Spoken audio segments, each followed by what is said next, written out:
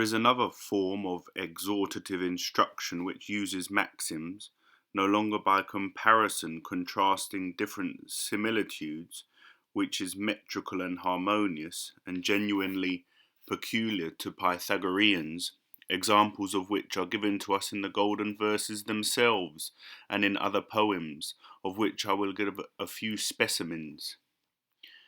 This do, this think, to this your heart incline, this way will lead you to the life divine. Do these things, meditate on these things, love these things, for these will lead you into the way of divine virtue. For by these maxims the student is exhorted to all beautiful disciplines and studies, nor must it be thought that any labour should be spared, or any attention or care omitted, which conduce to the acquisition of these. Again, to a love and desire of beautiful things, Pythagoras arouses the student, subverting all things to the acquisition of virtue, and not simply of any virtue, but of that particular virtue which separates us from human nature and leads us to the divine essence, and to the knowledge and possession of the divine virtue. But he incites the student to the theoretic or contemplative wisdom through these verses. These precepts having mastered, thou shalt know the system of the never-dying gods, and the dying man, and how from all the rest each thing is sundered, and how held in one. And thou shalt know, as it is right thou shouldst, that nature everywhere is uniform, and so shalt neither hope for things that lie beyond all hope, nor fail of any truth. Practicing these precepts faithfully, you will know the constitution of the immortal gods and of mortal men, how far every being extends and by what law they are bound together. You shall also know, so far as it is lawful, that the nature which pervades the various species of things is always uniform, so that you may not hope what is not to be hoped, and that you may not be ignorant of anything. For these verses, by a power than which there is nothing more admirable, incite those endowed with a genuine desire for intellectual insight to the study of the theoretic or contemplative philosophy. For the knowledge of the gods is virtue and wisdom and perfect felicity, and makes us similar to the gods. But the knowledge of men supplies human virtues and renders us skillful in the social and business affairs of life, enabling us to discriminate among these the beneficial from the injurious, and to acquire the one and avoid the other. And in brief, it teaches us in what way human life is constituted by thought and deed. A still more admirable thing is that we are taught by this theoretic science the law by which the divine principle or entity in each of us ascends to the highest sphere without trouble and hindrance, and by what law it is bound and obstructed so that it cannot easily progress and be released from the corporeal chains. The next maxim exhorts us to acquire a knowledge of nature and the whole theory about the heaven, for the nature of heaven is always similar to itself, revolving constantly in the same circle. If one learns this, he will neither ever expect the things which should not be expected, nor will he be ignorant of any of those things which will happen through necessity. The succeeding maxims, based on the exhortation on the fact that the life we lead is deliberately and voluntarily chosen by us, as man, wretched man, thou shalt be taught to know, who bears within himself the inborn cause of woe. Know that mortals themselves are alone the miserable authors of evils. For if men are the voluntary causes or principles of actions, and have the inherent power to choose the good and avoid the evil, the one not using this power is utterly unworthy of the advantages and privileges given him by nature. Pythagoras therefore says nothing else than this, namely that we choose our own destiny and career in life, and that we are our own luck and good fortune, and that we procure our own felicity. He shows that alone which is beautiful and worthy per se should be chosen. Similar to the preceding are these verses. unhappy race that never yet could tell how near their goods and happiness they dwell. Deprived of sense, they neither hear nor see, fettered in vice, they seek not to be free, but stupid to their own sad fate agree.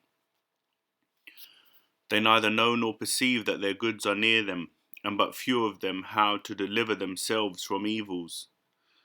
For that the goods are near and connate with our own soul, and of all things are most akin to us, are facts that of themselves are wonderfully exhortative, and the fact that men neither hear nor see, blinded and deafened by sense, until they are aroused from their fatal lethargy, marvellously incites us to the intellectual life, since the intellect alone sees and hears all things. The liberation from evils, indeed, which few know how to effect, exhorts us to a separation from the body, and a life of the soul per se, or absolutely independent of corporeal conditions, which we denominate a meditation of death. And there is another mode of exhortation in succession to this, namely that drawn from the contempt of and aversion to evils. For neither is it endurable that they should, like cylinders rolled to and fro, always oppressed with ills innumerable. For evil brings violence, thoughtlessness, rashness, fickleness, and especially the indefinite and disorderly, all of which it is necessary to strenuously avoid and flee. After this comes the following. For native strife in every bosom reigns, and secretly an impious war maintains. Provoke not this, but let the combat cease, and every yielding passion sue for peace. A pernicious contention is innate in men, and is their constant companion, and treacherously injures them, which we should by no means provoke and arouse, but, obeying the dictates of reason, avoid. Here he shows that it is a twofold form of human nature, one coming to us from and by reason of our generation or entrance into this material world, an alien animal which some call a many-headed beast, others some type of mortal form of life, and others the generative nature, and the other our essential and divine nature. Here he names this alien animal the connate contention or strife, not as having an equal rank with our primary and essential life, but as a companion attached to this life. He counsels us, therefore, to discard this connate strife or companion, and to receive in exchange for it the harmonious, uniform, intellectual energy, which brings good instead of injury, and instead of falling into destruction or ruin, supplies a principle of salvation. And the non-essential and secondary part of human nature, which accompanies the primary, it separates from itself as alien and hostile, but assumes the principal and most perfect life, which is all things from and in itself. By reason of all these things, therefore, the former deserves to be discussed most briefly, but the latter at a great length. And thus an exhortation of this kind to the intellectual life is most effective. The following maxims encourage us to strive for the divine perfection and the best condition of life, by which we may commune with the gods. Wouldst thou, great Jove, thou father of mankind, reveal the daemon for the task assigned, the wretched race an end of woes would find, and yet be bold, O man, divine thou art, and of the gods' celestial essence part. O Zeus, father of mortals, you would deliver them from all evils, if you would reveal to them what kind of daemon they use. But take courage, the race of man is divine. In these, therefore, there is first the most admirable exhortation to acquire the divine felicity, mingled with prayers and invocations to the gods, and especially to their king Zeus.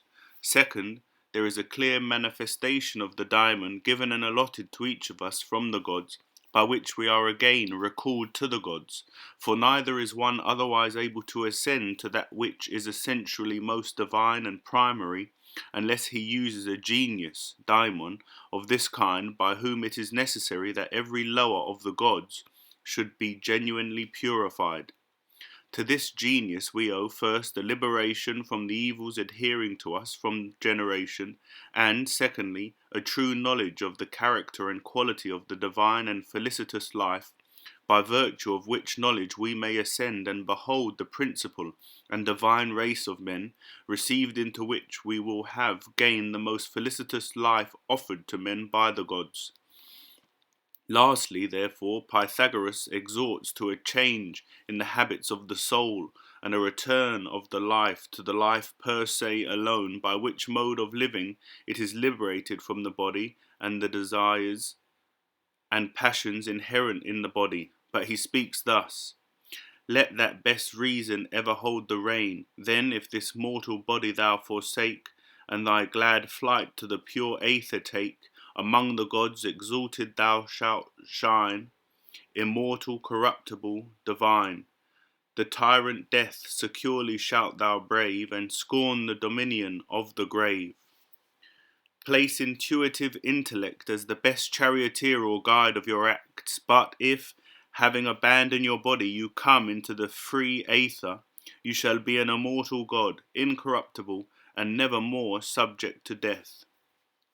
The recognition of the primacy of intellect by constituting it the best leader of the soul preserves undefiled the similitude to the gods to which it primarily exhorts. Then, if we leave the body and pass to the ethereal region, thereby changing the human nature into the purity of the gods, and in place of the mortal choosing the immortal life, we by these acts are restored to the divine order and received into the divine circuit, which was our condition prior to our descent into the human form. Wherefore it clearly appears that the method of these exhortations leads us to all the species of goods and to all the forms of the better or higher life.